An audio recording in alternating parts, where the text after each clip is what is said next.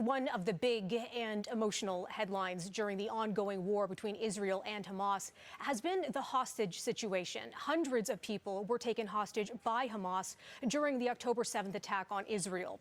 For more on Canada's position on hostage negotiations, we're bringing in Caryn Ceolin. Caryn, the federal government won't say whether 2 Canadians who are missing in Israel are among those hostages, but is it playing a role in the intense efforts to free those hostages?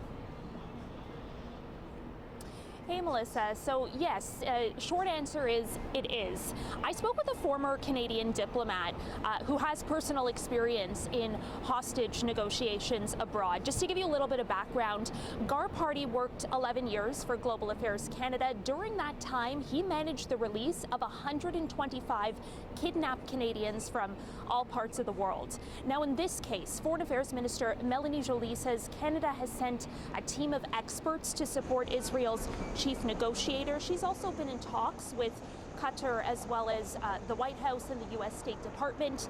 Now, Party tells me that's been Canada's long-standing position, to send experts, oftentimes RCMP officers with negotiating expertise, who are sent to the region affected to liaison with local officials and communicate through intermediaries. Now, he expects behind the scenes, Canada, like Washington, is pushing Israel to delay a potential ground invasion in order to negotiate the safe return of its citizens. And that would include not only the hostages, but also up to 400 Canadians currently trapped in Gaza. Have a listen. The role that I played in a number of years that I was involved in these with any number of countries is to talk to the country that is mainly involved here, and this would be Israel, and to try to ensure that, like the United States, they do not take action that's going to add to the dangers that the hostages are already facing. When your lives of your own citizens are on the line here, basically you're going to negotiate. I cannot think of an instance when, in effect, we have not negotiated in those circumstances. Now, Caryn, Prime Minister Justin Trudeau has publicly said now that he supports the idea of a humanitarian pause on fighting, wondering how that could play a role in all of this.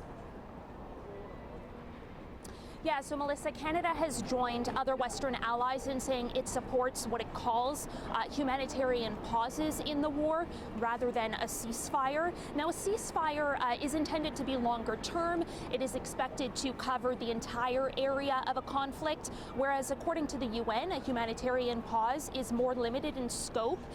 It would cover just a limited amount of time as well as a specific geographical area. Now, today, the government House leader was asked about Canada's position on this and whether it could be conditional on the release of hostages. Now, she didn't say what a humanitarian pause would look like. She also said that it shouldn't be a choice between calling for the release of hostages as well as trying to get support into the most vulnerable populations in Gaza. Have a listen. We very much will continue to negotiate for the release of hostages. However, we also recognize that there are a lot of people in Gaza right now who need humanitarian assistance, and so I don't think we need to make this one or the other. I think we need to ensure that we continue very strongly to push for the release of the hostages. You know, there are Canadians there as well, but we also understand that we need to get humanitarian assistance to Gazans. We're seeing some very carefully chosen words out of Ottawa, of course, a very sensitive situation. Caryn, publicly, Canada maintains it doesn't pay ransom. Is that the case? Yeah, well, Party tells me, publicly it says it won't negotiate with kidnappers, it won't pay ransom, but behind the scenes, there are a lot of people doing just that. He says there is always a ransom, some sort of ransom to be paid. That doesn't necessarily mean money. It could be diplomatic concessions, it could be political concessions, and he says that is likely the central issue in the negotiations happening now in terms of releasing the hostages that are in Gaza. Melissa, I'll throw it back to you.